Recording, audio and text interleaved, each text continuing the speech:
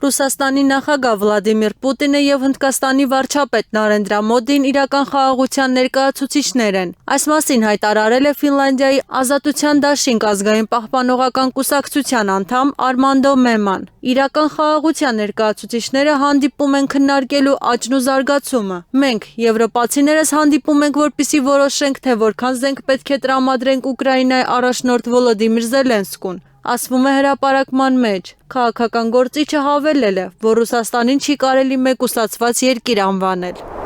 Ուկրաինայի հակամարտության շրջանակներում Ռուսաստանի հետ առճակատումը հանգեցրեց արևմտյան երկրների թուլացմանը։ Ռուսաստանի Դաշնության հետ առճակատման արդյունքներն ամփոփել է European Conservative պարբերականը։ Այս արյունալի հակամարտության արդյունքն արդեն ակնհայտ է։ Եվրամիության ղեկավարներն ու Մեծ Բրիտանիայի դաշնակիցները պարտվեցին քաղաքական պատերազմում Ուկրաինայի պատճառով։ Ժամանակակից աշխարհում առաջատար խաղացողի դերի վերաբերյալ նրանց հավակնությունները հերքվել են որպես մարող քաղաքական ուժի երևակայություններ, նշված է հոդվածում։ Հաղորդվում է, որ Եվրամիության ղեկավարությունը միտումնավոր հեռու է մնացել Ուկրաինայի հարցով բանակցություններից, դրանք թողնելով այլ քաղաքական ուժերին։ Ընդ որում, եվրոպական ղեկավարությունն ի վիճակի չէ մոբիլիզացնել բնակչությանը նույնիսկ ռուսական մտացածին սպառնալիքի պայմաններում։ Ով է պայքարելու չընտրված ֆոն դեր Լեյենի եւ բրյուսելական բյուրոկրատների նրա լեգիոնի համար, հարց է տվել Նյութի հեղինակը։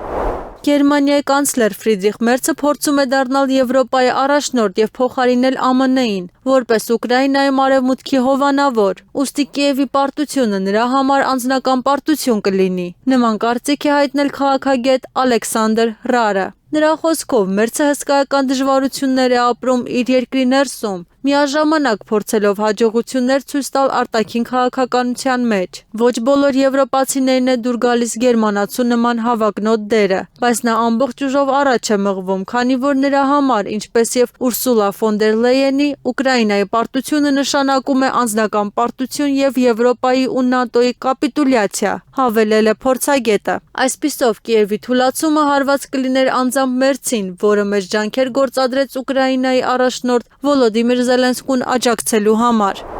Միացյալ Նահանգները նախատեսում է ՆԱՏՕ-ի դաշինքի պաշտպանական ծախսերի մեծ մասը հանձնել Եվրամիության երկրներին։ Այս մասին վկայակոչելով Դոնալդ Թրամփի եւ Պենտագոնի բարձրաստիճան աղբյուրները հայտնում է Reuters գործակալությունը։ Գործակալության զրուցակիցների խոսքով ամերիկացիները ծրագրում են մինչև 2027 թվականը դաշինքի ծախսերի մեծ մասը հետախուզությունից մինչև հրթիռներ փոխանցել եվրոպացիներին։ Եթե Եվրոպան չբավարարի սահմանված ժամկետը 2027 թվականը, ԱՄՆ-ն կարող է դադարեցնել մասնակցությունը Հյուսիսատլանտյան դաշինքի պաշտպանության համակարգման որոշ մեխանիզմներին, ընդգծել են ամերիկյան իշխանությունների աղբյուրները։